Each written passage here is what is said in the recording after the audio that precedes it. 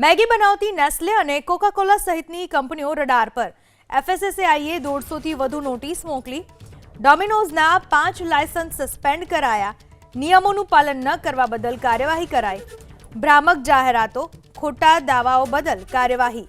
Nestle India, PepsiCo, Coca Cola India જેવી મોટી company સામે કાર્યવાહી।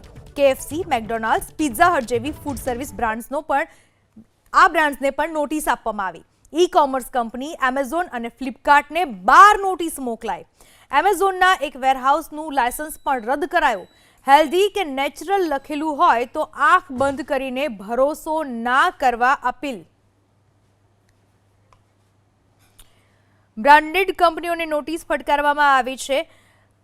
તમામની જે બહારની ખાદ્ય પદાર્થો છે, ખાદ્ય ચીજવસ્તુઓ છે, તે જોખમી હોવાનું સાબિત થઈ રહ્યું છે અને તેના પરિણામે નોટિસ આપી દેવામાં આવી છે।